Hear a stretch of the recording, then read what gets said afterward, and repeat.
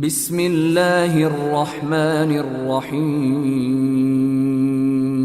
نحمده ونصلي ونسلم على رسوله الكريم أما بعد فقد قال الله تبارك وتعالى في الكلام المجيد والفرقان الحميد فأعوذ بالله من الشيطان الرجيم بسم الله الرحمن الرحيم إن الله وملائكته يصلون على النبي يا أيها الذين آمنوا صلوا عليه وسلموا تسليما اللهم صل على سيدنا محمد وعلى آل سيدنا محمد وبارك وسلم صلوا عليه صلاة وسلام عليك يا حبيبي يا رسول الله صلى الله تعالى عليه وسلم تعاونوا على البر والتقوى ولا تعاونوا على الإثم والعدوان واتقوا الله إن الله شديد العقاب حرمت عليكم الميتة والدم ولحم الخنزير وما أحل لغير الله به والمنخنقة والموقوذة والمتردية والنطيحة وما أكل السبع إلا ما زكيتم وما ذبح على النصب وأن تستقسموا بالأزلام ذلكم فسق اليوم يئس الذين كفروا من دينكم فلا تخشوهم واخشون اليوم أكملت لكم دينكم وأتممت عليكم نعمتي ورضيت لكم الإسلام دينا فمن اضطر في مخمصة غير متجانف لإثم فإن الله غفور رحيم وقال تعالى في مقام آخر يا أيها الذين آمنوا ادخلوا في السلم كافة ولا تتبعوا خطوات الشيطان إنه لكم عدو مبين. یہ آیت کریمہ سورہ مائدہ چھٹا پارہ دوسری آیت ہے جس میں اللہ تبارک و تعالی اپنے بندوں سے ایک خاص حکم ارشاد فرما رہا ہے. اللہ تبارک و تعالی اپنے بندوں سے ارشاد فرما رہا ہے تعاونوا علی الاسم والعدوان تعاونوا علی البر والتقوی ولا تعاونوا علی الاسم والعدوان کہ اے بندوں اگر تم کچھ کسی کے لیے مدد کرنا چاہتے ہو تو بھلائی میں مدد کرو، نیکی میں مدد کرو، تقوی اور پرہیزگاری میں دوسروں کی مدد کیا کرو. ولا تعاونوا علی الاسم والعدوان پھر فرمایا اگر کوئی گناہ والا کام ہے، اللہ کی نافرمانی والا کام ہے، ایسا کام تمہیں نظر آ گیا تو فوراً اس کام کو کرنے سے دور ہو جاؤ. ایک تو گناہ کرنا تو گناہ ہی ہے، اگر کوئی گناہ کر رہا ہے اس کی مدد کرنا، گناہ پر مدد کرنا یہ بھی گناہ ہے. بندہ خود گناہ تو نہیں کر رہا لیکن دوسرا جو کر رہا ہے اس کے گناہ میں یہ اس کو مدد کر رہا ہے، یہ اس کے گناہ میں اس کو ہمت دے رہا ہے، اس کے گناہ میں یہ اس کو بڑھاوا دے رہا ہے، اس کے گناہ کے لیے یہ راستہ بنا رہا ہے تو یہ بھی بہت بڑا گناہ ہے. تو اللہ تبارک و تعالی بندوں سے فرما رہا ہے نیکی کرنا، عبادت کرنا یہ تو نیکی ہے ہی، لیکن اگر کوئی عبادت میں کسی کی مدد کرے وہ بھی عبادت ہے. نیک کام میں اگر کسی کی مدد کرے وہ بھی نیکی ہے، اللہ تعالیٰ اس کو بھی شامل کرتا ہے. اللہ تعالیٰ نے بندوں پر دو قسم کی چیزیں فرض فرمائی ہے، ایک عبادت ہے جو بندوں پر فرض ہے اور ایک معاملات ہے. دین کے دو حصے ہیں، دین کے دو حصے ہیں. پہلا حصہ جو ہے یہ عبادت کا ہے، جیسے نماز، روزہ، حج، زکوٰۃ، یہ ایک دین ہے. اور دین کا دوسرا حصہ معاملات ہے. معاملات میں کیا چیزیں آتے ہیں؟ معاملات میں یہ کاروبار حلال طریقے سے کرنا اور سچ کہنا اور کسی کو دھوکہ نہ دینا، وعدہ خلافی نہ کرنا، کسی کو تکلیف نہ پہنچانا، یہ تمام چیزیں معاملات میں آتے ہیں. تو اللہ تبارک و تعالیٰ نے بندوں سے فرمایا عبادت بھی صحیح طریقے سے کرو اور اپنے دنیاوی معاملات بھی صحیح طریقے سے کیا کرو. اگر کوئی بندہ صرف عبادت کرتا رہے، نماز کی پابندی بھی ہو، روزے کی بھی پابندی ہو، صدقہ و خیرات بھی کرے، اللہ کو راضی کرنے کے لیے حج و عمرہ بھی اس نے کر لیا، لیکن جب بات معاملات کی آئی، ایک تو اللہ کا حق ادا ہو گیا، اب بندوں کا حق بھی ہے. بندوں کا حق کیا ہے؟ آپس میں تعلقات صحیح رکھا کرے، اخلاق اچھے ہو اور ایک دوسرے کے ساتھ ہمدردی سے پیش آئے، ایک دوسرے کی مجبوری کے وقت میں مدد کیا کرے، ضرورت کے وقت میں مدد کیا کرے اور کسی کے حق پر ناحق طور پر قبضہ نہ کرے اور ہر ایک کا حق ادا کرتے رہے. یہ تمام چیزیں بندوں کا حق ہے. ایک تو بندے کو اللہ کا حق بھی ادا کرنا ہے عبادت کر کے، اور بندوں کا حق بھی ادا کرنا ہے اچھے اخلاق سے پیش آ کے. یہ بھی دین ہے. دین کے دو حصے ایک کا تعلق بندوں کے حق سے ہے اور ایک کا تعلق اللہ کے حق سے ہے۔ اللہ تبارک و تعالیٰ نے اسی کو قرآن پاک میں ایک مقام پر نہیں کئی مقامات پر اللہ نے اس کا ذکر فرمایا۔ حضرت عمر فاروق رضی اللہ تعالیٰ عنہ کے پاس ایک شخص کی تعریف کی گئی۔ حضرت عمر فاروق رضی اللہ تعالیٰ عنہ نے لوگوں سے پوچھا تم اس کی تعریف کس حق سے کر رہے ہو؟ انہوں نے کہا کہ حضور یہ بڑا اچھا انسان ہے۔ حضرت عمر فاروق رضی اللہ تعالیٰ عنہ نے ان سے پوچھا کیا تم اس کے پڑوس میں رہتے ہو؟ انہوں نے کہا نہیں۔ حضرت عمر فاروق رضی اللہ تعالیٰ عنہ نے ان سے پوچھا کیا تم نے کبھی اسے قرض دیا؟ انہوں نے کہا نہیں۔ حضرت عمر فاروق رضی اللہ تعالیٰ عنہ نے پوچھا کیا کبھی تم نے اس کے ساتھ سفر کیا؟ تو ان تعریف کرنے والوں نے کہا نہیں۔ تو حضرت عمر فاروق فرماتے ہیں جب تم نہ اس کے پڑوس میں رہتے ہو، نہ تم نے اسے قرض دیا، نہ ہی تم نے اس کے ساتھ سفر کیا، تو تم اس بندے کی حقیقت کو کیسے جان سکتے ہو؟ تم کیسے کہہ سکتے ہو کہ وہ اچھا ہے؟ کسی بھی انسان کو اچھا یا برا اگر جاننا ہے، کسی انسان کو پرکھنا ہے کہ یہ اچھا ہے یا برا ہے، تو حضرت عمر فاروق فرماتے ہیں اس کے ساتھ لین دین کر کے دیکھو، اس کو قرض دے کر دیکھو، تمہیں پتا چل جائے گا وہ اچھا ہے یا برا ہے۔ اس کے ساتھ سفر کر کے دیکھو، سفر میں تمہیں معلوم ہوگا وہ اچھا ہے یا برا ہے، یا اس کے پڑوس میں رہ کر دیکھو تمہیں پتا چلے گا وہ اچھا ہے یا برا ہے۔ تو انسان کی حقیقت کو جاننے اور پرکھنے کے لیے یہ تین چیزیں حضرت عمر فاروق رضی اللہ تعالیٰ عنہ نے فرمایا اس کو کر لو تو انسان کی حقیقت پتا چل جائے گی۔ اب یہ تینوں کا تعلق کس سے ہے؟ عبادت سے نہیں ہے، یہ تینوں کا تعلق معاملات سے ہے۔ انسان بندے کے معاملات آپس میں ایک دوسرے کے ساتھ صحیح ہونا چاہیے۔ معاملات جب صحیح ہوں گے تو عبادت بھی صحیح ہوگی۔ اگر بندے کی عبادت تو صحیح ہو، عبادت تو وہ بہترین طریقے سے کر رہا ہے، ساتھ میں جھوٹ بھی بولتا ہے، عبادت کا تو پابند ہے، ساتھ میں وہ سود بھی لیتا ہے، عبادت کا تو وہ پابند ہے، دوسروں کے حق پر ناجائز قبضہ بھی کرتا ہے، عبادت کا تو وہ پابند ہے، پڑوسی کو تکلیف بھی پہنچاتا ہے، عبادت کا تو وہ پابند ہے مگر رشتہ داروں کے حقوق ادا نہیں کرتا، عبادت کا تو وہ پابند ہے لیکن لوگوں کے ساتھ ہمدردی سے پیش نہیں آتا، تو اللہ تعالیٰ ایسے بندے کی عبادت بھی قبول نہیں فرماتا، اس کا کوئی نیک عمل قبول نہیں ہوتا۔ حضور علیہ الصلوۃ والسلام کی سیرت مبارک، حضور علیہ الصلوۃ والسلام کی جو زندگی ہے ہمارے لیے ایک مثال ہے، ایک نمونہ ہے۔ حدیث پاک میں آتا ہے آقا علیہ الصلوۃ والسلام اب ایک مرتبہ اپنا جبہ خریدنے کے لیے بازار تشریف لے گئے، حضور کے پاس 8 درہم تھے۔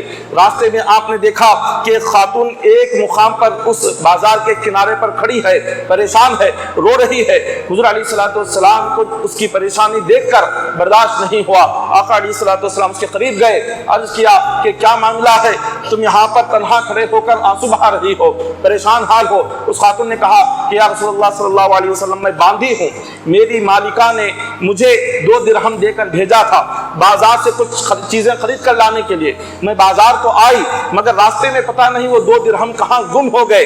اب مجھے اس بات کا ڈر ہے کہ اگر میں اسی طرح خالی ہاتھ واپس اپنے مالکہ کے گھر جاؤں گی تو وہ مجھے ڈانٹے گی، مارے گی، پتہ نہیں میرے ساتھ کیا سلوک کرے گی۔ یہ سوچ کر میری آنکھوں سے آنسو جاری ہو گئے۔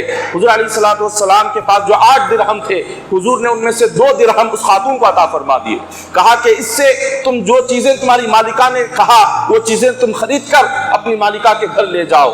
یہ کہہ کر آقا علیہ الصلوۃ والسلام آگے نکلے، حضور نے جبہ مبارک خریدا اور وہ لے کر آقا علیہ الصلوۃ والسلام واپس لوٹ رہے تھے کہ راستے میں ایک شخص نے آواز دی کہ ہے کوئی شخص جو مجھ جیسے ننگے کو کپڑا پہنائے اور اللہ اس پر رحمت اپنی برکت نازل فرمائے۔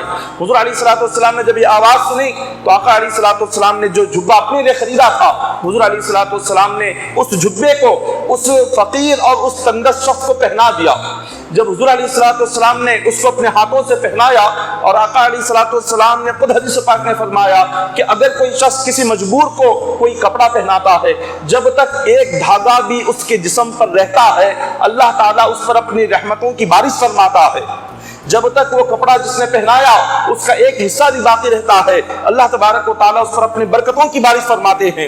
حضور علیہ الصلوۃ والسلام نے جب اس کو جبہ پہنا کر آقا علیہ الصلوۃ والسلام واپس تشریف لائے، جب حضور علیہ الصلوۃ والسلام آ رہے تھے تو دوبارہ آپ نے اس خاتون کو دیکھا، پھر وہ رو رہی تھی۔ حضور نے پوچھا کہ اب کیا ہوا؟ میں نے تو تمہیں 2 درہم دے دیے اور تم نے ان 2 درہموں سے جو تمہاری مالکہ نے کہا تھا وہ تمام چیزیں تم نے اپنے ہاتھ میں لی ہوئی ہے، اب اس رونے کا مطلب کیا ہے؟ اس خاتون نے کہا کہ حضور اب اس لیے رو رہی ہوں، میں جب اپنی مالکہ کے مکان سے نکلی تھی اس وقت سے لے کر اب تک کافی دیر ہو چکی ہے. اب اس بات کا ڈر ستا رہا ہے کہ اب میں جب اپنی مالکہ کے مکان پہنچوں گی اور وہ مجھ سے سوال کرے گی کہ تم نے اتنا دیر کیوں کر دیا, تو میں اس کو کیا جواب دوں گی. اور یہی ڈر مجھے ستا رہا ہے. اسی ڈر کی وجہ سے میں اپنی مالکہ کے مکان کو جان نہیں پا رہی ہوں.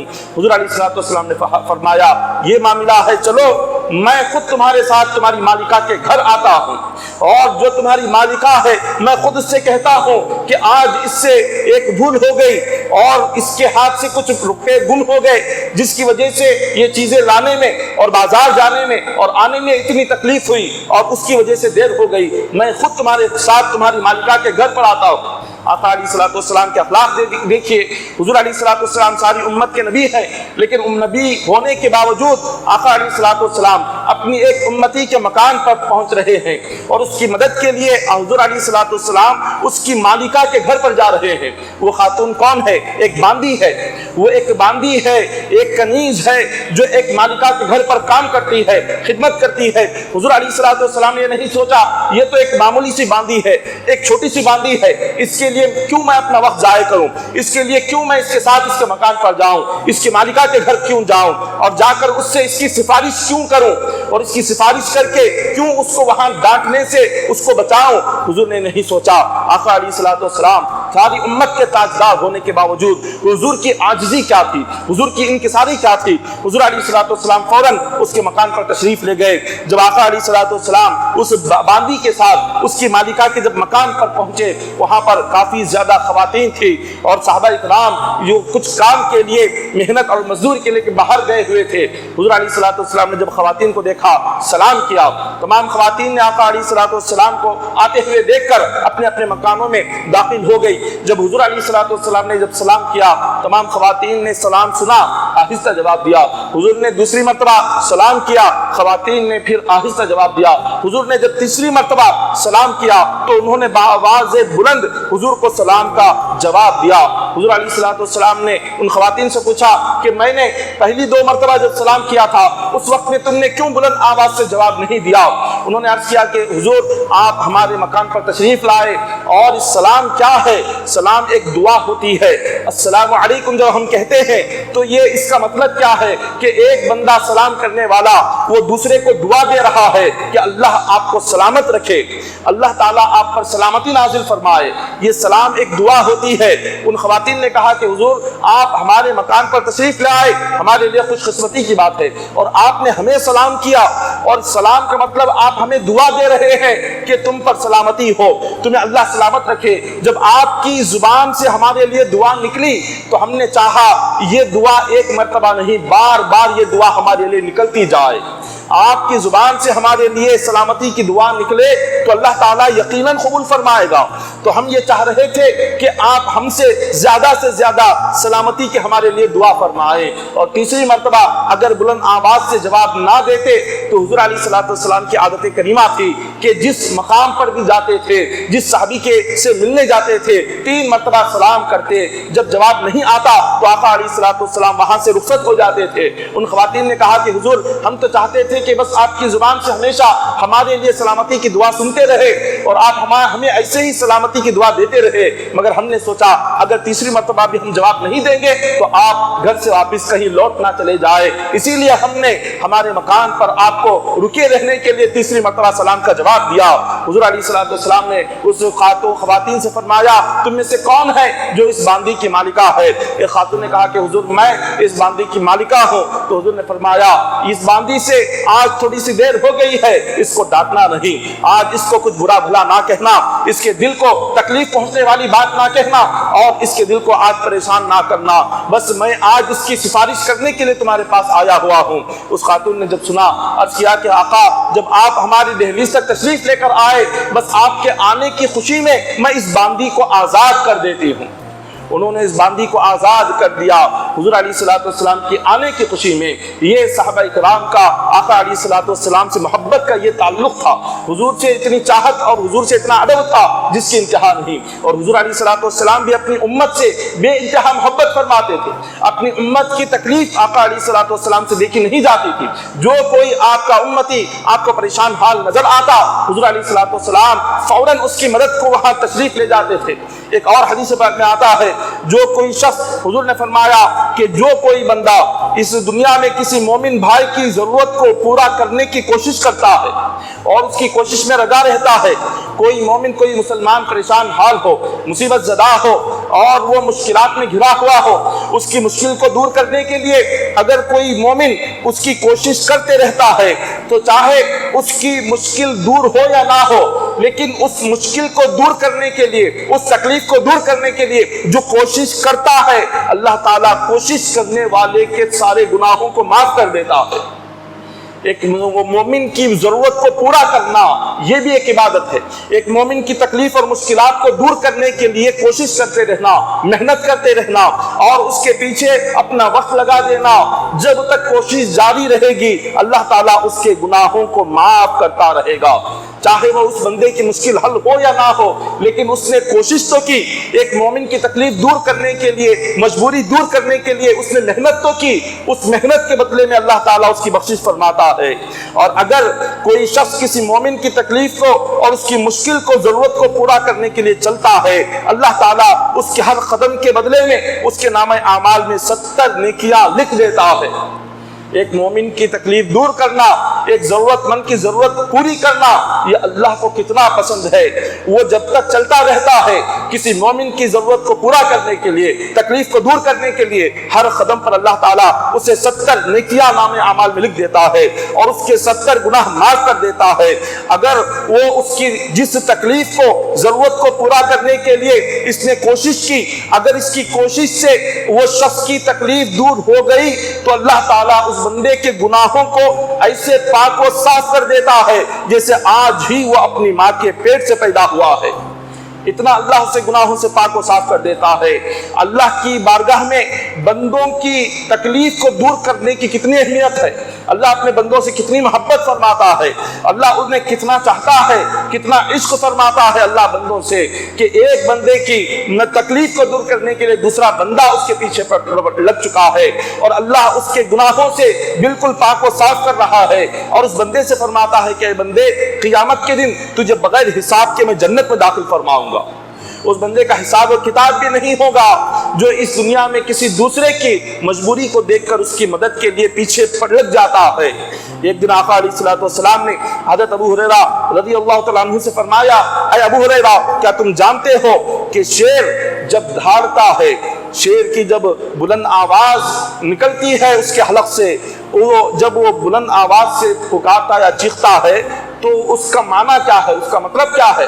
حضرت ابو ہریرہ رضی اللہ تعالیٰ عنہ نے فرمایا کہ حضور ہمیں کیا خبر، آپ اللہ کے رسول ہیں، آپ ہی جانتے ہیں۔ حضور علیہ الصلوۃ والسلام نے ارشاد فرمایا کہ شیر جب اپنی بلند آواز سے وہ چیختا چلاتا ہے تو اس کا مطلب یہ ہے وہ اللہ سے دعا کرتا ہے کہ مولا، دنیا میں جو بندہ کسی دوسرے مومن کی مدد کرتا ہے ایسے بندے کا مجھ سے شکار مت کروا، ایسے بندے کو میرے سامنے مت لا، ایسے بندے کے جسم پر مجھے مسلط نہ کر، اس پر حملہ اور شکار کرنے کی نوبت نہ لا کہ جو بندہ دنیا میں کسی دوسرے مومن کی مدد کرتا رہتا ہے، میں ایسے بندے کا شکار کرنا نہیں چاہتا۔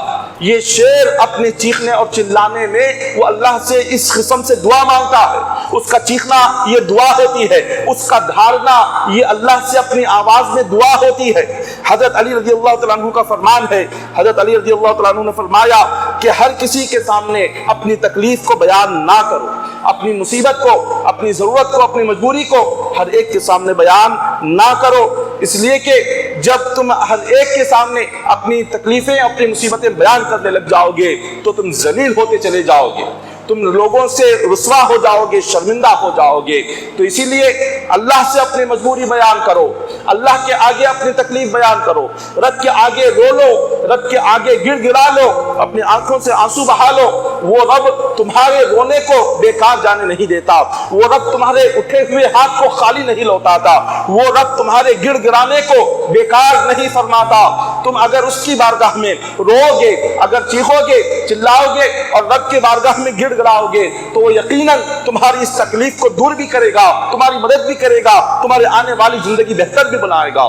اگر انسان اگر لوگوں کے آگے اپنی مجبوریاں، اپنی تکلیفیں بیان کرنے لگ جائے تو وہ ذلیل ہوتا چلا جاتا ہے، وہ گرتا چلا جاتا ہے، وہ لوگوں کی نظروں میں بالکل رسوا اور شرمندہ ہو جاتا ہے، لیکن کوئی اس کی مدد تو نہیں کرتا۔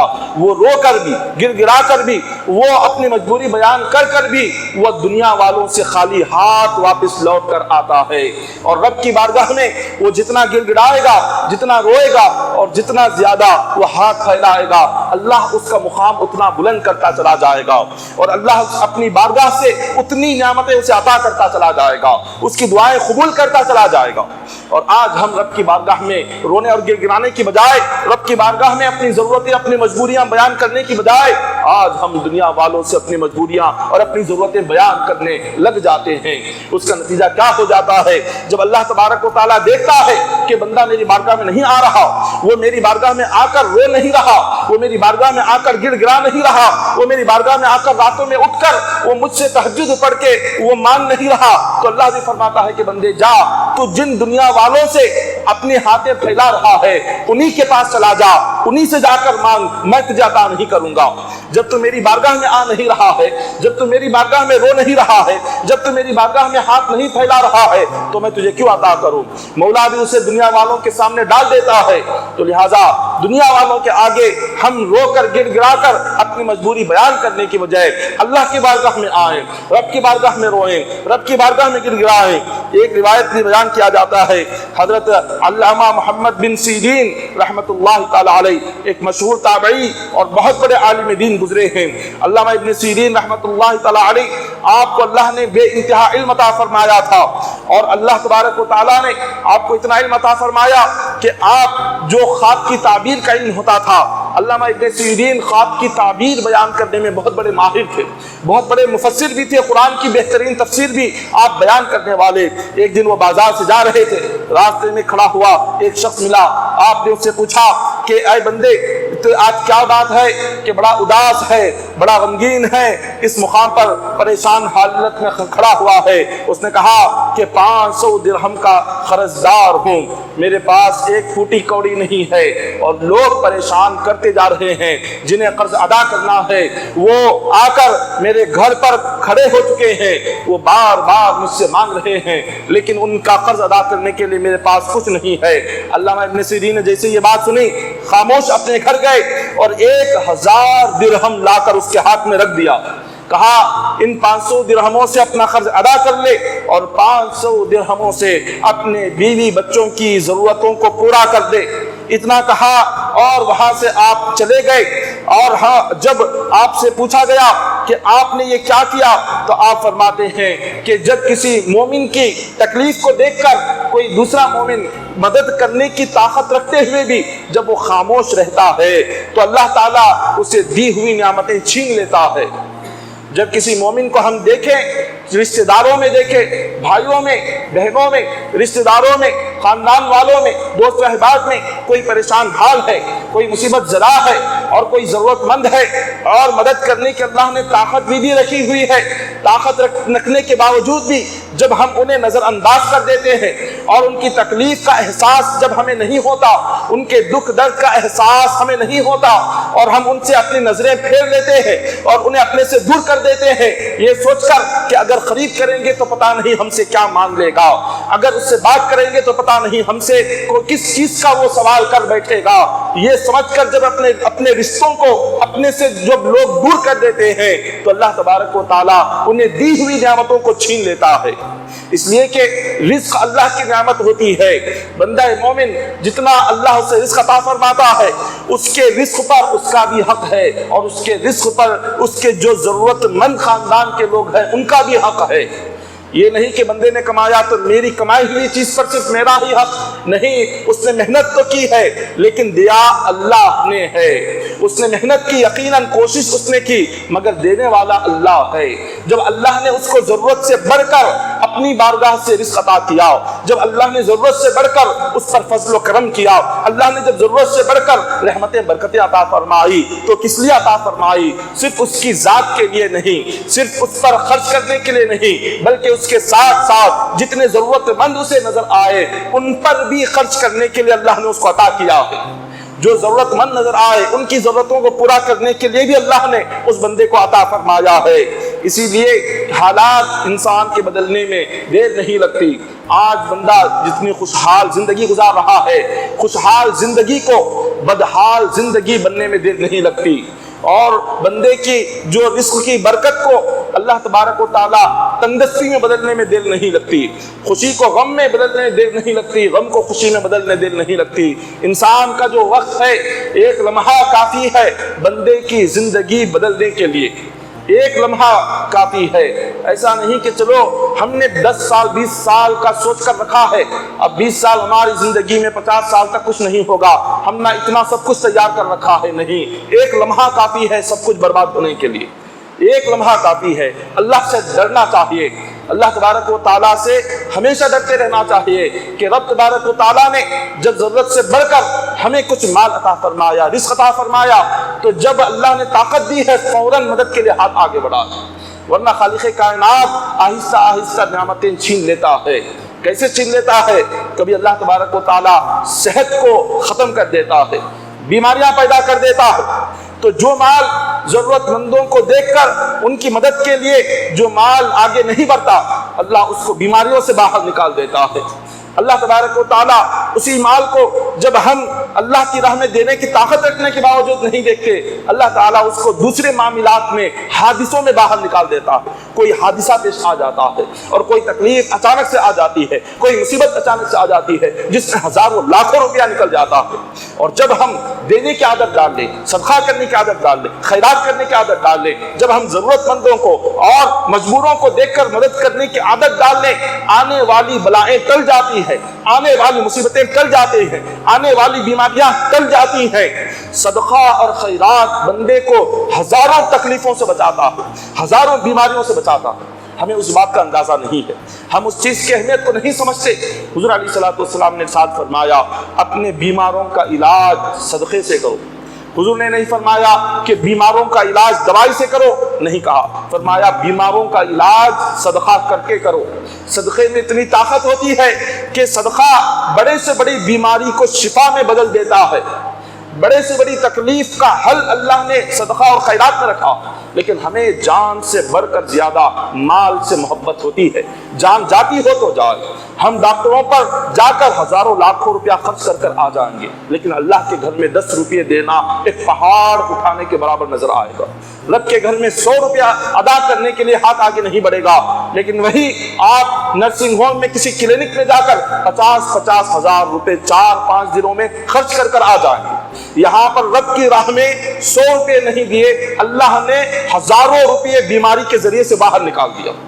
ہم ان چیزوں کو نہیں سوچتے، یہاں پر ہمارا ذہن نہیں جاتا، ہم سمجھتے ہیں ہم بچا رہے ہیں، ہم سمجھتے ہیں ہم جما رہے ہیں، ہم سمجھتے ہیں ہمارے لیے آگے ہمارا فیوچر بنتا جا رہا ہے۔ نہیں، ہماری دنیا بھی برباد ہو رہی ہے، آخرت بھی برباد ہو رہی ہے، ہم نہیں سمجھتے اس بات کو۔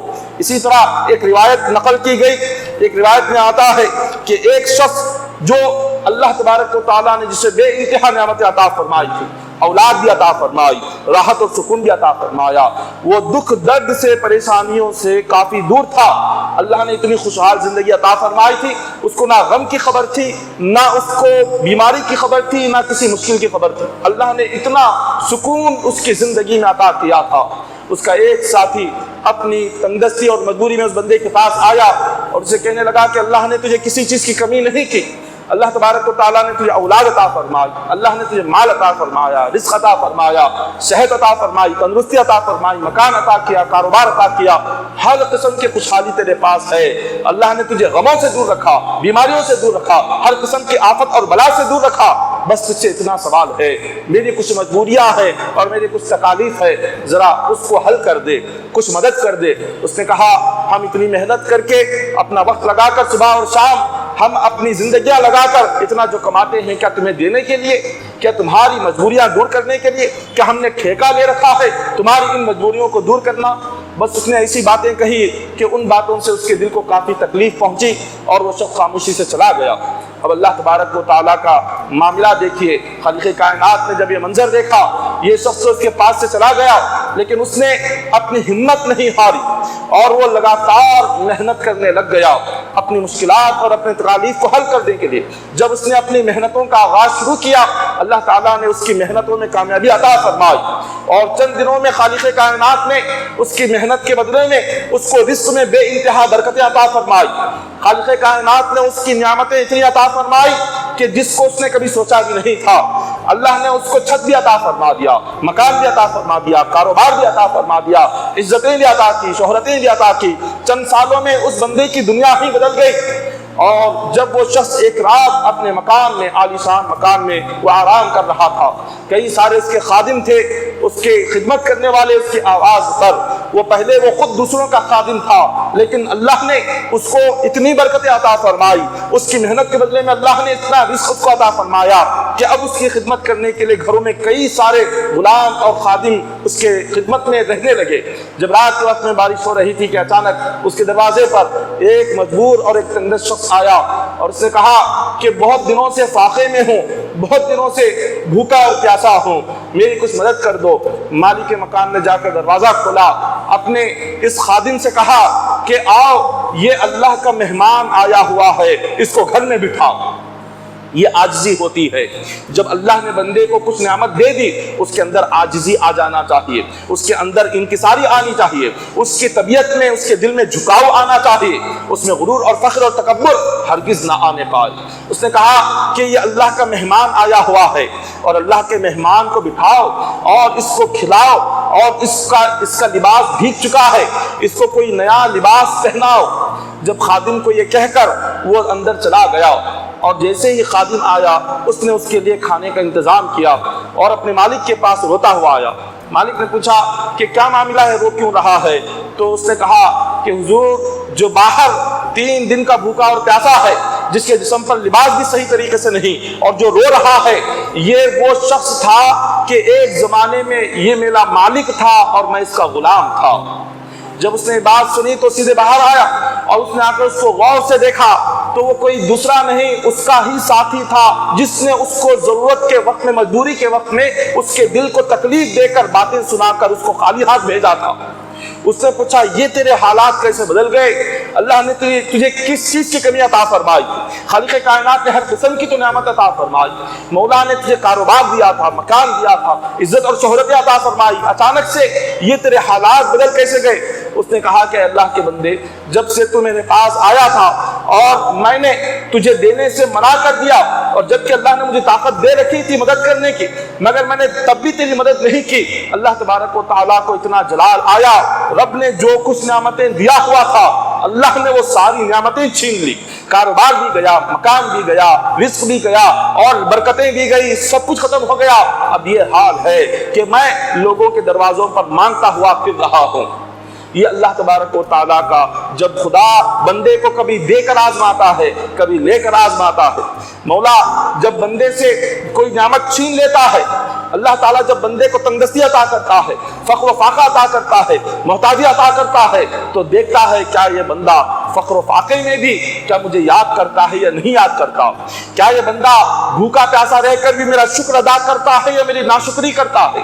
اللہ تعالیٰ چھین کر، تکلیفیں دے کر بندے کو آزماتا ہے، اللہ تعالیٰ بھوکا پیاسا رکھ کر کبھی آزماتا ہے، اللہ تعالیٰ کبھی مشکلات میں ڈال کر آزماتا ہے، اللہ تعالیٰ کبھی بیماریاں دے کر آزماتا ہے۔ کیا ایسی حالت میں بھی بندہ میرا شکر ادا کرے گا یا میری ناشکری کرے گا؟ ایسی حالت میں بھی کیا بندہ مجھے یاد کرے گا یا بھول جائے گا؟ اللہ تعالیٰ اس طرح آزماتا ہے۔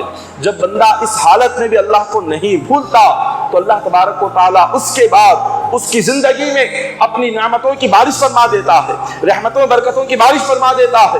اور جب بندے کو دیتا ہے، دے کر بھی اللہ آزماتا ہے کہ میری نعمتیں لے کر کیا بندہ مجھے بھول جائے گا؟ عیش و آرام میں رہ کر کیا بندہ مجھے یاد کرے گا یا یاد نہیں کرے گا؟ راحت اور سکون کی زندگی میں رہ کر کیا بندہ میری بارگاہ میں آئے گا یا نہیں آئے گا؟ اللہ اس طرح ہر طریقے سے بندوں کو آزماتا ہے۔ تو یہ اللہ کی آزمائشیں ہوتی ہے۔ جب ہم ان آزمائشوں میں ناکام ہو جاتے ہیں تو ہمارے لیے دنیا اور آخرت میں ہر طرف اللہ کی رحمتوں کے دروازے بند ہو جاتے ہیں۔ اللہ کی آزمائشوں میں جب کامیاب ہو جاتے ہیں اللہ دنیا اور آخرت کی نعمتوں کے دروازے ہم پر کھول دیتا ہے۔ اسی لیے اللہ نے قرآن پاک میں فرمایا اِنَّهُ لَا يُحِبُّ الْمُتَكَبِّرِينَ، مولا نے فرمایا کہ بندو اگر کوئی چیز تمہارے پاس سے چلی گئی اس پر افسوس نہ کرو، لِكَيْ لَا تَأْسَوْا عَلَىٰ مَا فَاتَكُمْ وَلَا تَفْرَحُوا بِمَا آتَاكُمْ، اگر کوئی چیز دنیاوی چیز چلی گئی تمہارے پاس، جو چیز تمہارے پاس تھی اب نہیں ہے تو اس پر غم نہ کرو، اس پر افسوس نہ کرو۔ وَلَا تَفْرَحُوا بِمَا آتَاكُمْ، اگر کوئی چیز آ گئی جو پہلے نہیں تھی، اچانک سے تمہیں میں نے عطا کر دیا تو وہ لے کر حد سے زیادہ خوش بھی نہ ہو، حد سے زیادہ خوش بھی نہ ہو، دنیا کے آنے پر، دنیا کے جانے پر غمگین بھی نہ ہو۔ کیوں؟ اس لیے کہ اللہ نے فرمایا یہ دنیا میں آنا اور جانا تمہاری زندگی میں لگا رہتا ہے، تمہارا کام دنیا کی نعمت آنے پر خوش ہونا نہیں، دنیا کے جانے پر غم ہونا نہیں، تمہارا کام کیا ہے؟ ہر حال میں اللہ کا شکر ادا کرتے رہنا، ہر حال میں عبادت اور نماز کی پابندی کرتے رہنا۔ اسی لیے حضرت ابو سلمہ بن عبد الرحمن روایت کرتے ہیں کہ حضرت عبداللہ بن عمر، حضرت عبداللہ بن عباس رضی اللہ تعالیٰ عنہ صفا پہاڑی پر ان دونوں کی ملاقات ہوئی، کچھ دیر ٹہرے بعد حضرت عبداللہ بن عمر رضی اللہ تعالیٰ عنہ چلے گئے، ان کے جانے کے بعد حضرت عبداللہ بن عباس رونے لگے۔ لوگوں نے پوچھا یہ صفا پہاڑی پر آپ دونوں نے کیا بات کی اور حضرت عبداللہ بن عمر کے جانے کے بعد کیوں رو رہے ہیں؟ تو حضرت عبداللہ بن عباس فرماتے ہیں عبداللہ بن عمر نے حضور کی ایک حدیث سنائی، حضور نے فرمایا کہ جس بندے کے دل میں اگر رائی کے دانے کے برابر بھی غرور اور فخر آ گیا اللہ اس سے منہ کے بل جہنم میں ڈالے گا، اللہ منہ کے بل اسے گھسیٹتا ہوا جہنم میں لے کر جائے گا۔ اور جس بندے کو اپنی عبادت پر فخر پیدا ہو جائے اور جس بندے کو اپنی علم پر فخر پیدا ہو جائے، جس بندے کو اپنی حکومت اور اپنی اقتدار پر فخر پیدا ہو جائے تو حضور نے فرمایا اس بندے کی بربادی قریب آ جاتی ہے۔ جس میں غرور آ گیا سمجھ جاؤ اس کی بربادی اب یقیناً ہونے والی ہے۔ اللہ نے حضرت سلیمان علیہ السلام کو جو بادشاہت عطا فرمائی، ایسی بادشاہت اللہ نے کسی کو عطا نہیں فرمائی دنیا میں۔ لا ينبغي لأحد من بعدي انك انت الوهاب، اللہ نے قرآن پاک میں فرمایا کہ حضرت سلیمان علیہ السلام نے دعا کی کہ مولا مجھے ایسی بادشاہت عطا فرما کہ روئے زمین پر آج تک کسی کو ایسی بادشاہت نہ ملی۔ اللہ نے عطا فرما دی۔ اب وہ بادشاہت کیا تھی کہ حضرت سلیمان علیہ السلام ایک مرتبہ پرندوں پر آپ کی بادشاہت تھی، آپ کی حکم پر پرندے، آپ اشارہ کرتے جہاں اشارہ کرتے پرندے وہاں پر جایا کرتے تھے۔ آپ کی حکومت ہوا پر تھی، آپ ہوا کو اشارہ کرتے آج اس جگہ چلنا ہے ہوا اس جگہ چلتی، اگر آپ ہوا کو اشارہ کرتے آج اس جگہ نہیں جانا ہے ہوا اس جگہ نہیں جاتی۔ آپ کی حکومت بادلوں پر تھی، آپ کی حکومت آسمان پر تھی، آپ کی حکومت اللہ نے زمین میں جتنی مخلوق پیدا کی ہر مخلوق پر آپ کی حکومت تھی۔ آپ کی بات مچھلیاں سنا کرتی تھی، آپ کی بات جنات سنا کرتے تھے، آپ کی بات تمام دنیا کے جتنے بھی جنگل میں رہنے والے جانور ہیں وہ تمام حیوانات آپ کی بات سنا کرتے تھے۔ آپ کا حکم اتنا چلتا تھا، اتنی آپ کی حکومت تھی۔ تو حضرت سلیمان علیہ السلام پرندوں، انسانوں اور جنوں اور تمام جتنے جنگل کے بڑے جانور ہیں ان سب کو اپنے ساتھ لے کر آپ چلنے لگے۔ آپ کتنے لوگ تھے؟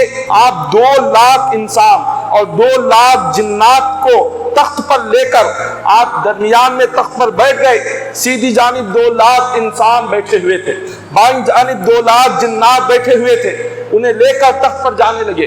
سلیمان علیہ السلام کا یہ حال تھا کہ بادشاہ دنیاوی ہر بادشاہ جہاں جس کو جانا ہوتا وہ زمین پر چل کر جاتا تھا، حضرت سلیمان علیہ السلام کو جہاں جانا ہوتا زمین پر چل کر نہیں جاتے۔ آپ کا تخت تھا، تخت پر بیٹھتے، ہوا کو حکم دیتے کہ اے ہوا مجھے فلاں مقام پر جانا ہے، ہوا آپ کے تخت کو اڑاتا ہوا جہاں آپ کو جانا ہے وہاں لے جا کر آپ کو چھوڑ دیتی تھی۔ یہ آپ کی بادشاہت تھی۔ تو آپ نے ایک دن چاہا کہ آپ بہت ہی شان و شوکت کے ساتھ سفر کریں، ہوا میں جائیں، تو آپ کی سیدھی جانب 2 لاکھ انسانوں کو آپ نے جمع کر لیا، بائیں جانب 2 لاکھ جنات کو آپ نے جمع کر دیا اور ہوا کو حکم دیا کہ ہوا اب اتنی بلندی پر لے جا کہ آسمان ہمیں لگتا رہے، اتنی بلندی پر لے جا۔ ہوا آپ کو اتنی بلندی پر لے گئی کہ آپ نے فرشتوں کی تسبیح کی آواز کو سنا، آسمان سے اتنا قریب ہو گئے، اتنا قریب ہو گئے، پہلے آسمان کے فرشتے جو تسبیح پڑھ رہے تھے اس تسبیح کی آواز کو حضرت سلیمان علیہ السلام صاف صاف سن رہے تھے۔ پھر وہاں سے آپ نے ہوا سے کہا کہ اے ہوا اب ہمیں نیچے لے کر آ جا۔ آپ کے حکم پر ہوا آپ کو اتنی نیچے لے کر آئی کہ آپ کے قدم سمندر کے پانی کو چھونے لگے۔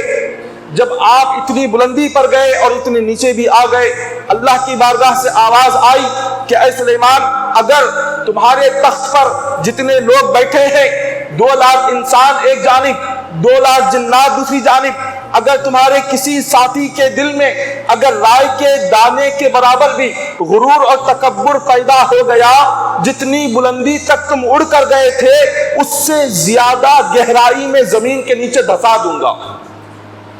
اللہ تبارک و تعالیٰ کا یہ فرمان آیا کہ اس سے زیادہ گہرائی میں انہیں زمین کے اندر میں دھسا دوں گا اگر ان کے دلوں میں رائے کے دانے کے برابر بھی غرور، فخر اور تکبر پیدا ہو جائے۔ یہ اللہ کو اتنا ناپسند ہے۔ نبی کریم صلی اللہ علیہ وسلم نے فرمایا کہ وہ انسان بہت ہی برا ہے کہ جو خود کو بڑا سمجھے اور خود کو بڑے درجے والا سمجھے اور خود کو عزت والا سمجھے اور دوسرے کو ذلیل سمجھے اور خود کو بڑا سمجھ کر دوسرے کو چھوٹا سمجھے۔ حضور نے فرمایا وہ بہت ہی ذلیل ہے اور وہ بہت ہی برا ہے۔ قیامت کے دن کیا ہوگا؟ قیامت کے دن دنیا میں غرور، فخر اور تکبر کرنے والوں کا جو جسم ہوگا، اللہ تعالیٰ ان کے جسموں کو چونٹیوں کی طرح بنا دیں گے۔ چونٹیوں کی طرح ان کے جسم کو پیدا کیا جائے گا۔ دنیا میں چاہے جتنا بڑا جسم کیوں نہ ہو، اگر اس کے دل میں غرور اور تکبر تھا، اللہ اس کے جسم کو چونٹیوں کی طرح پیدا کرے گا۔ اور حکم ہوگا لوگوں کو کہ انہیں اپنے پیروں سے روند کر انہیں ریزہ ریزہ کر کے آگے بڑھے۔ لوگ قیامت کے دن ان کے جسموں کو روند کر پیروں سے ریزہ ریزہ کر کے آگے بڑھیں گے۔ یہ کیوں ہوگا؟ اللہ فرمائے گا تم نے دنیا میں خود کو بڑا سمجھا، آج تمہیں ذلیل کرنے کے لیے، آج تمہیں تمہارا مقام بتانے کے لیے میں نے تمہارے ساتھ یہ سلوک کیا ہے، یہ تمہاری سزا ہے۔ پھر اللہ تعالیٰ فرشتوں سے فرمائیں گے انہیں جہنم کے قید خانے کی طرف لے جاؤ۔ جہنم کے قید خانے کی طرف انہیں لے جایا جائے گا اور ان پر جہنم کی آگ بھڑکائی جائے گی اور جہنمیوں کے جسم سے جو خون اور پیپ نکلتا جائے گا، اللہ وہ خون اور پیپ غرور اور تکبر کرنے والوں کو پلائے گا۔ جتنا خون اور پیپ نکلے گا انہیں پلایا جاتا رہے گا، کہا جاتا رہے گا یہ تمہارے گناہ کی سزا ہے جو دنیا میں تم نے خود کو بڑا سمجھا اور دوسروں کو اپنے سے چھوٹا سمجھا۔ حضرت محمد بن حسین بن علی فرماتے ہیں انسان کے دل میں جتنا تکبر داخل ہوتا ہے اللہ اتنی عقل کم کر دیتا ہے۔ انسان کی جو سمجھ ہے، سمجھنے کی صلاحیت، سوچنے کی جو صلاحیت انسان کی عقل میں جو ہوتی ہے، جب تکبر اور فخر، غرور دل میں آ جاتا ہے اللہ عقل کم کر دیتا ہے، سمجھنے کی صلاحیت کم کر دیتا ہے، سوچنے کی صلاحیت کم کر دیتا ہے۔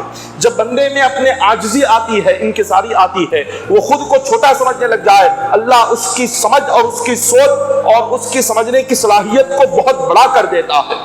حضرت حسن رحمۃ اللہ تعالی علیہ کے سامنے ایک جوان گزرا، بہت خوبصورت کپڑے پہنا ہوا تھا اور بڑے ہی ناز سے، بڑے ہی فخر سے حسین اور خوبصورت نوجوان تھا۔ وہ آپ کے سامنے بہترین عالیشان کپڑے پہن کر گھوم رہا تھا۔ حضرت امام حسن رحمۃ اللہ تعالی علیہ نے فرمایا اے بندے تجھ پر افسوس ہے، اپنے اعمال سے بے خبر نہ رہے۔ انہوں حضرت امام حسن فرماتے ہیں اے بندے اللہ تبارک و تعالی نہ تیرے کپڑے کو دیکھتا ہے، نہ تیری شکل و صورت کو دیکھتا ہے، نہ تیری خوبصورتی کو دیکھتا ہے، اللہ تعالیٰ تیرے دل کو دیکھتا ہے۔ تیرا دل کیا ہے، تیری نیت کیا ہے، تیرے دل میں کتنا غرور فخر ہے اللہ وہ دیکھتا ہے۔ اپنے دل کا علاج کر، اپنے جسم اور اپنے چہرہ، اپنی خوبصورتی کو بھول جا، یہ تو تیرے ساتھ آنے والی نہیں ہے، یہ تو قبر کے 3 دنوں میں سب کچھ ختم ہو جائے گا۔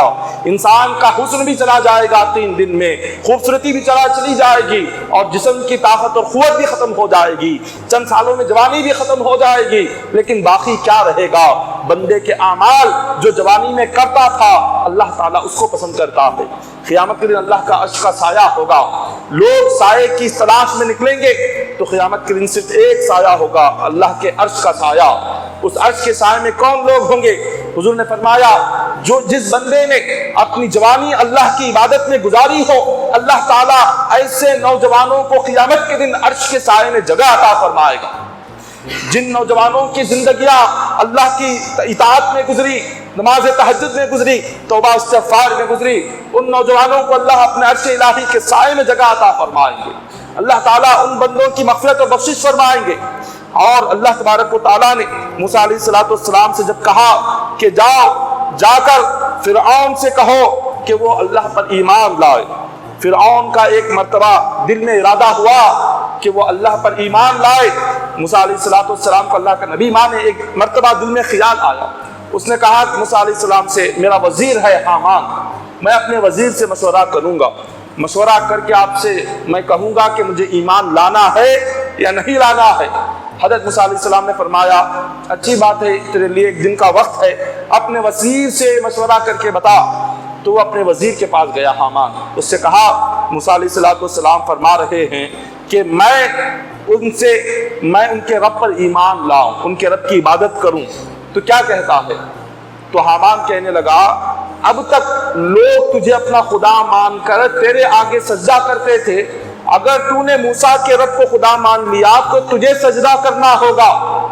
اب تک لوگ خدا تجھے سمجھ کر تیرے آگے جھکتے تھے، اگر تو نے موسیٰ کے رب کو خدا مان لیا تو تجھے جھکنا ہوگا۔ فرعون نے جب یہ بات سنی تو اس کے دل میں غرور آ گیا، اس نے کہا کہ جب لوگ میرے آگے جھک رہے ہیں، میں موسیٰ کے رب کو خدا مان کر میں کیوں جھکوں؟ اس نے اسی وقت میں انکار کر دیا۔ اس نے غرور اور فخر میں آ کر، تکبر میں آ کر دنیاوی چند سالہ زندگی کو ہمیشہ کی زندگی سمجھ بیٹھا اور اللہ کے آگے سجدہ کرنے سے انکار کیا اور خود کو خدا مان کر غرور اور فخر میں آیا۔ تو اللہ نے کیا کیا؟ اللہ تبارک و تعالیٰ نے دریائے نیل میں اس کو غرق کر دیا، دریائے نیل میں اللہ نے اس کو ڈبا دیا۔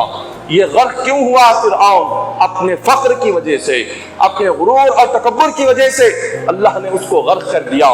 اگر وہ یہ غرور نہ لاتا تو وہ بھی ایمان لے کر آ جاتا، اس کے دل میں فخر نہ آتا، تکبر نہ آتا کہ میں اللہ کے آگے کیوں سجدہ کروں، کیوں جھکوں۔ اگر یہ بات نہ آتی، اپنے دل سے اس کو نکال کر پھینک دیتا تو اللہ تبارک و تعالیٰ اس کو بھی ایمان عطا کر دیتا۔ یہ غرور اور فخر انسان کی دنیا اور آخرت دونوں برباد کر دیتا۔ اسی فخر کی وجہ سے آج رشتے بھی ٹوٹ جاتے ہیں، اسی فخر اور غرور کی وجہ سے آج اپنے آپس میں ایک دوسرے میں محبتیں ختم ہو جاتی ہیں۔ آپس میں جو رشتے اور خاندان جڑتے ہیں وہ عاجزی سے جڑتے ہیں، انکساری سے جڑتے ہیں، نرمی سے جڑتے ہیں۔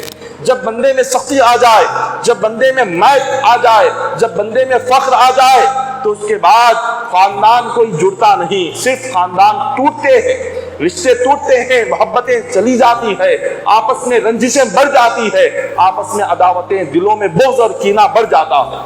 تو ہمیشہ اپنے دلوں میں عاجزی اور انکساری کو لائیں۔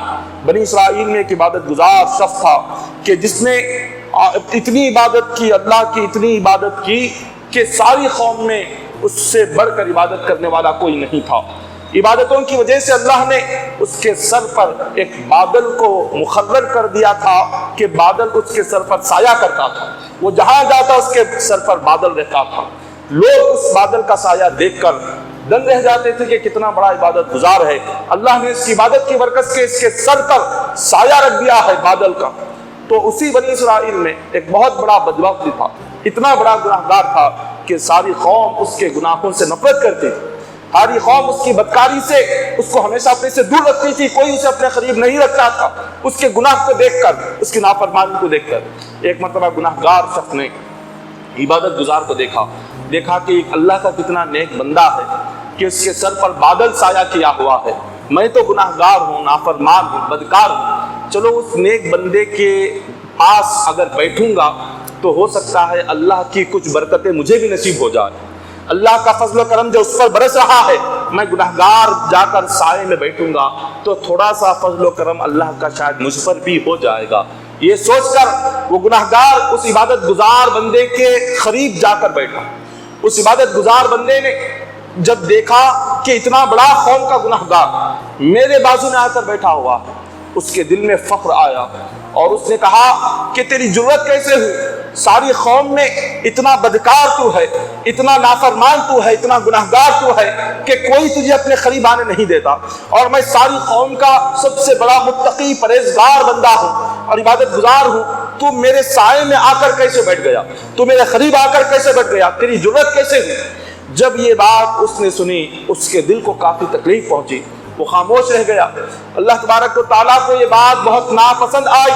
اللہ نے اس زمانے کے جو نبی تھے اس نبی کو اللہ نے وحی بھیجی، یہ پیغام بھیجا کہ جاؤ وہ جو اس وقت ساری بنی اسرائیل میں سب سے بڑا جو عبادت گزار ہے اس سے کہو اس کے نام اعمال میں جتنی عبادتیں تھیں ہم نے وہ ساری عبادتیں برباد کر دی ہے، اور اس گناہگار سے کہو کہ تیرے دل میں جو یہ ایک خیال آیا کہ میں گناہگار ہوں اس نیک بندے کے سائے میں جا کر بیٹھوں، تو گناہگار ہونے کے باوجود بھی خود کو چھوٹا سمجھا اور اس نیک بندے کے سائے میں بیٹھنے کا تو نے جو ارادہ کیا، تیرے اس ارادے کی برکت سے اس کے سر پر جو بادل ہے وہ بادل میں تیرے سر پر رکھ دیتا۔ اللہ نے جو اسے نعمتیں عطا فرمائی تھی عبادت گزار کو، وہ ساری نعمتیں، وہ مقام، وہ مرتبہ، اس کی نیکیاں، وہ سب کچھ اس گناہگار بندے کو عطا فرما دی۔ یہ کس لیے عطا فرما دی؟ اس گناہگار بندے کی جو عاجزی تھی، جو انکساری تھی، اس نیک بندے کے ساتھ بیٹھنے کی جو اس کے دل میں خواہش تھی، اس خواہش کی وجہ سے اللہ نے وہ مقام عطا کیا۔ اور اتنا بڑا عبادت گزار اللہ نے ساری عبادتیں برباد کی، صرف اس کی جو نیت تھی وہ نیت یہ تھی کہ میں تو اتنا نیک بندہ ہوں، میں تو اتنا عبادت گزار ہوں، یہ ایسا گناہگار میرے بازو میں آ کر بیٹھ گیا، اس کی جرأت کیسے ہوئی؟ یہ جو فخر دل میں آ گیا، اس فخر کی وجہ سے اللہ نے سب کچھ ختم کر دیا۔ اور رب نے فرمایا کہ اس سے کہو آج سے وہ اپنی زندگی نئے سے شروع کرے، اس کے نامہ اعمال میں کچھ بچا نہیں ہے، سارے نامہ اعمال، ساری عبادتیں ختم ہو گئی ہے۔ اللہ نے اس گناہگار سے کہا تیرے نامہ اعمال میں جتنے گناہ تھے ہم نے اس کو بھی میٹ دیا ہے، اس کو بھی صاف کر دیا ہے، اور آج سے تیرا نامہ اعمال عبادتوں سے بھر چکا ہے۔ یہ اللہ والوں کی زندگیاں ہے۔ انسان میں جتنی عاجزی پیدا ہوگی اللہ تعالیٰ اس کو اتنا بلندی عطا فرمائے گا کہ حضور علیہ الصلوۃ والسلام نے فرمایا من تکبر للہ وضعہ اللہ، من تواضع للہ رفعہ اللہ۔ حضور فرماتے ہیں جو خود کو چھوٹا سمجھے اللہ اس کو لوگوں کی نظروں میں بڑا کر دے گا، اور جو خود کو بڑا سمجھے تو حضور نے فرمایا اللہ لوگوں کی نظروں میں اسے جانور اور خنزیر سے بھی بدتر بنا دے گا۔ سارے جانوروں میں سب سے بدترین جو جانور ہے خنزیر ہے۔ حضور نے فرمایا جس بندے نے خود کو بڑا سمجھا اور تکبر اور فخر لے کر آ گیا، اللہ تبارک و تعالیٰ لوگوں کی، دنیا والوں کی نظر میں اس سے خنزیر سے بھی بدتر کر دیتا ہے۔ اور جو ہمیشہ خود کو چھوٹا سمجھے، کچھ نہ سمجھے، حقیر سمجھے، کمتر سمجھے، اللہ لوگوں کی نظروں میں اس کا مقام بادشاہوں سے بھی بڑا کر دیتا ہے۔ یہ اللہ تبارک و تعالیٰ کا معاملہ ہے۔ حضور علیہ الصلوۃ والسلام کی خدمت میں صحابہ اکرام نے ایک شخص کا ذکر کیا اور کہا کہ حضور یہ شخص بہت اچھا انسان ہے۔ حضور علیہ الصلوۃ والسلام نے جیسے ہی سنا تو ایک مرتبہ وہی شخص آقا علیہ الصلوۃ والسلام کے سامنے تھوڑے سے فاصلے پر کھڑا ہی دکھائی دیا۔ صحابہ نے اکرام نے کہا کہ حضور یہی وہ شخص ہے ہم نے جس کی تعریف کی تھی، بہت بڑا اچھا شخص ہے۔ حضور علیہ الصلوۃ والسلام نے جب اس کا چہرہ دیکھا تو فرمایا اس کے چہرے پر مجھے شیطان کا اثر نظر آتا ہے، شیطان کا اثر اس کے چہرے پر ہے۔ صحابہ اکرام نے سنا تو پریشان ہو گیا، عرض کیا کہ حضور یہ تو بڑا نیک بندہ ہے، بڑا اچھا بندہ ہے، ہم نے تو اس کو ہمیشہ اچھائی کرتے ہوئے دیکھا۔ حضور نے فرمایا نہیں، اس کے چہرے پر شیطان کا اثر ہے۔ تو صحابہ اکرام نے سن لیا۔ اب سننے کے بعد جب اس شخص نے آ کر حضور کو سلام کیا، حضور کے سامنے آ کر بیٹھ گیا، آقا علیہ الصلوۃ والسلام نے فرمایا تجھ سے خدا کا واسطہ دے کر ایک بات پوچھتا ہوں، اس کا جواب سچ سچ دینا۔ اس نے کہا کہ حضور خدا کی عزت کی قسم آپ جو پوچھیں گے میں سچ سچ کہوں گا۔ حضور نے فرمایا کہ اے اللہ کے بندے، کیا جس وقت میں تو میرے سامنے آیا میں نے تجھے دیکھا، تیرے دل میں اس وقت میں یہ خیال آیا ہے کہ مجھ سے بہتر اور مجھ سے اچھا ان تمام لوگوں میں کوئی نہیں؟ کیا یہ خیال تیرے دل میں آیا تھا یا نہیں آیا تھا؟ اس نے کہا کہ حضور ہاں آپ نے بالکل صحیح کہا، جب میں لوگوں کے بیچ میں آیا اس وقت میں میرے دل میں خیال آیا تھا کہ یقیناً سارے لوگوں میں مجھ سے اچھا کوئی دوسرا نہیں ہے۔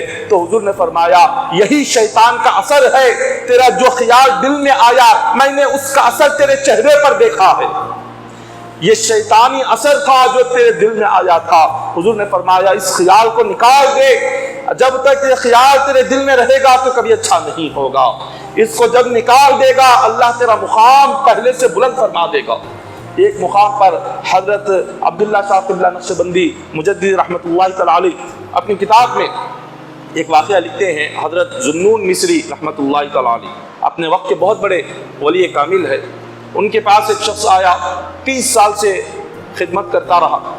30 سال خدمت کرنے کے بعد اس نے کہا کہ حضور میں نے 23 سال خدمت کی، لیکن 30 سال سے نماز پڑھ رہا ہوں، آپ کی صحبت میں رہ رہا ہوں، آپ کا مرید بنا ہوں، آپ کی خدمت کرتا ہوں، لیکن نمازوں میں مجھے لطف نہیں آتا، نمازوں میں لذت نہیں آتی. نماز تو پڑھتا ہوں لیکن نماز میں جو لذت ملنی ہے، جو نماز میں مزہ آنا ہے، جو اللہ سے دل لگنا ہے، وہ دل لگتا ہی نہیں، اور نماز میں وسوسے اور برے خیالات آتے ہی رہتے ہیں، کیا کریں؟ تو حضرت ذوالنون مصری نے فرمایا ایک طریقہ ہے، میں اگر کہوں گا تو کیا کرو گے؟ اس نے کہا ہاں ضرور کروں گا. آپ نے فرمایا کہ اپنے گلے میں ایک اخروٹ کی تھیلی ڈال لو اور سرے بازار کھڑے ہو جاؤ اور لوگوں سے کہو جو مجھے ایک تھپڑ مارے گا اسے ایک اخروٹ دوں گا. اس نے کہا یہ کیا عجیب و غریب معاملہ ہے، آپ مجھے لوگوں کے آگے مجھے ذلیل کروانا چاہتے ہیں، بے عزت کروانا چاہتے ہیں، میں نہیں کروں گا.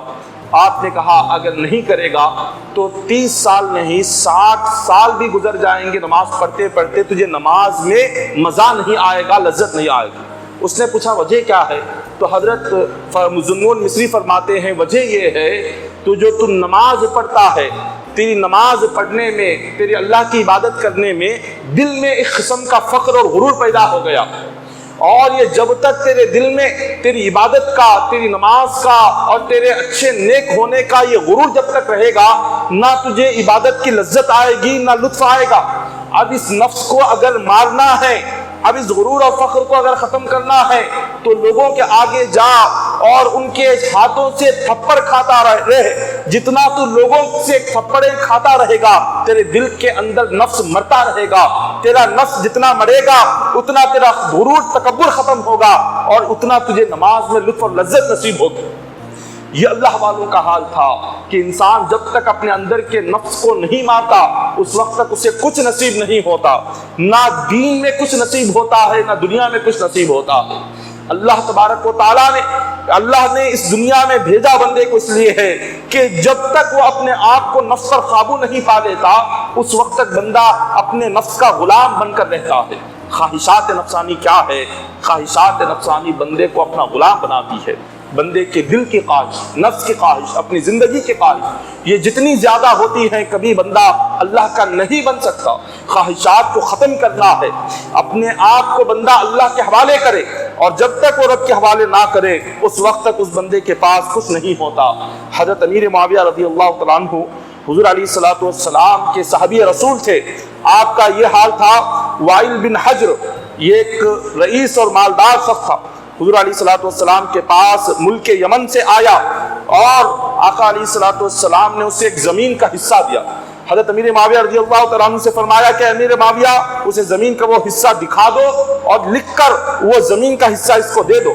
اور وائل بن حجر یہ اپنے وقت کا رئیس اور مالدار شخص تھا. حضرت امیر معاویہ رضی اللہ تعالیٰ عنہ بڑے غریب انسان تھے، اور جب حضرت حضور نے فرمایا کہ اس کے ساتھ جاؤ، وہ اونٹنی پر سوار ہو گیا. حضرت امیر معاویہ پیدل چلنے لگے. بہت زیادہ گرمی تھی.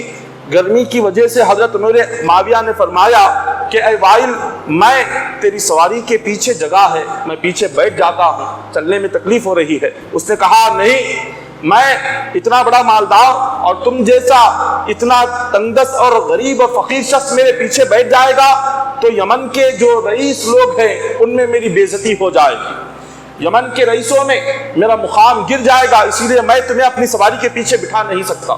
حضرت امیر معاویہ اتنے بڑے صحابی رسول، آپ فرماتے ہیں اگر نہیں بٹھا سکتا تو کم از کم اپنے جوتے تو دے دے کہ میں بغیر جوتوں کے اتنی سخت گرمی میں چل رہا ہوں، کم از کم جوتے تو پہن لوں کہ جس سے تکلیف کم ہو جائے.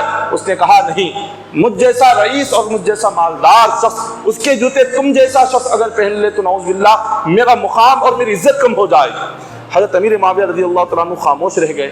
آپ اسی طرح اس نے کہا ایک احسان کر سکتا ہوں، میری جو سواری چل رہی ہے یہ سواری کا سایہ جو زمین پر پڑ رہا ہے اس سائے میں تمہیں چلنے کی اجازت دوں گا. سواری کا سایہ جو زمین پر ہے اس سائے میں چلو، تھوڑا سا تمہیں ٹھنڈک ہوگی، گرمی نہیں لگے گی، بس اتنا احسان کروں گا، نہ پیچھے بٹھاؤں گا، نہ اپنے جوتے تمہیں دوں گا۔ حضرت امیر معاویہ رضی اللہ تعالیٰ عنہ اسی حال میں آپ دوڑتے ہوئے تکلیف میں، وہ سواری پر بیٹھ کر جا رہا تھا، آپ دوڑتے ہوئے جا رہے تھے۔ یہ تو ایک رخ ہو گیا۔ اب اس کے بعد اللہ تبارک و تعالیٰ نے ایک ایسا منظر بھی بتایا کہ چند سالوں کے بعد اس شخص کی جو مال و دولت تھی آہستہ آہستہ اتنی کم ہو گئی کہ وہ تنگدست اور وہ فقیری کی حالت میں آ گیا، اور امیر معاویہ رضی اللہ تعالیٰ عنہ کو اللہ تبارک و تعالیٰ نے ایک مقام کا گورنر بنا دیا تھا۔ ملک شام، سیریا جو ملک ہے اور اس کے اطراف جتنے بھی ممالک ہیں، امیر معاویہ رضی اللہ تعالیٰ عنہ سیریا کے گورنر بن گئے۔ 40 سال تک آپ گورنری کے عہدے پر رہے۔ اللہ نے وہ مقام عطا فرمایا، اور جس نے آپ کو پیدل چلایا، اللہ تبارک و تعالیٰ نے چند سالوں میں وہ فقیروں سے بدتر زندگی میں آ گیا۔ لیکن امیر معاویہ رضی اللہ تعالیٰ عنہ کے اخلاق دیکھیے، اس نے اتنا ظلم کیا آپ پر، آپ پیدل چلے، وہ سواری پر چلا، پیچھے بھی نہیں بٹھایا، اور آپ کو اپنے جوتے تک نہیں دیے۔ جب آپ گورنر بنے، وہی شخص جب آپ کے پاس آیا تو حضرت امیر معاویہ رضی اللہ تعالیٰ عنہ نے اس کو جس تخت پر آپ بادشاہ بن کر بیٹھے تھے، اپنے تخت میں، اپنے بازو میں اس کو بھی بٹھا لیا تھا۔ یہ اخلاق ہے حضور کے صحابہ کے۔ بدلہ نہیں لیا کہ تو نے فلاں وقت نے میرے ساتھ ایسا سلوک کیا، اب میں تجھ سے اس سے بدتر سلوک کروں گا، یہ نہیں کیا، بلکہ آپ گورنر بن کر جس جگہ بیٹھے تھے اس شخص کو بھی بلا کر اسی جگہ بٹھا دیا۔ یہ اخلاق ہے صحابہ کرام کے۔ ان کے دلوں میں نہ فخر تھا، نہ غرور تھا، نہ تکبر تھا، عاجزی انکساری ان کے دلوں میں تھی۔ اللہ نے اس کی برکت سے دین اور دنیا سب کچھ انہیں عطا فرما دیا۔ دعا ہے کہ اللہ تعالی ہم تمام کے دلوں سے فخر اور تکبر کو ہٹا دے۔ اللہ تبارک و تعالی ہم تمام کے حال پر رحم فرمائے۔ اللہ تبارک و تعالی ہم تمام کو غرور، فخر اور تکبر سے محفوظ فرمائے، ہماری زندگیوں میں عاجزی عطا فرمائے، انکساری عطا فرمائے، حضور علیہ الصلوۃ والسلام کی سنتوں پر عمل کرنے کی مولا توفیق عطا فرما۔ مولا ہم تمام کو تیرے گھر کو آباد کرنے کی توفیق عطا فرما، مجبوروں، مسکینوں، یتیموں، بیواؤں کی مدد کرنے کی توفیق عطا فرما۔ الہ العالمین تیری نعمتوں کا شکر ادا کرنے کا جذبہ عطا فرما۔ الہ العالمین اے مالک و مولا، جتنے پریشان حال ہیں مولا ان تمام کی پریشانیوں کو دور فرما، جتنے مصیبت زدہ ہیں مولا سب کی مصیبتوں کو دور فرما، جو قرض کے بوجھ کے تلے دبے ہیں ان کے قرض کی ادائیگی کا غیبی انتظام فرما دے۔ الہ العالمین جتنے بھی بیمار ہیں ان سب کو شفاء کلی عطا فرما۔ مولا جو ضرورت مند ہیں ان کی ضرورتوں کو پورا فرما دے، جو تنگدست ہیں ان کی تنگدستی کو دور فرما۔ الہ العالمین ہم تمام کی جائز دعاؤں کو آقا علیہ الصلوۃ والسلام کے وسیلے سے قبول فرما لے۔ ان اللہ وملائکتہ یصلون علی النبی یا ایھا الذین آمنوا صلوا علیہ وسلموا تسلیما۔ اللهم صل علی سیدنا محمد وعلی آل سیدنا محمد وبارک وسلم، صلوا علیہ صلاۃ وسلام علیک یا حبیبی یا رسول اللہ صلی اللہ تعالی علیہ وسلم۔ سبحان ربک رب العزۃ عما یصفون وسلام علی المرسلین والحمد للہ رب العالمین۔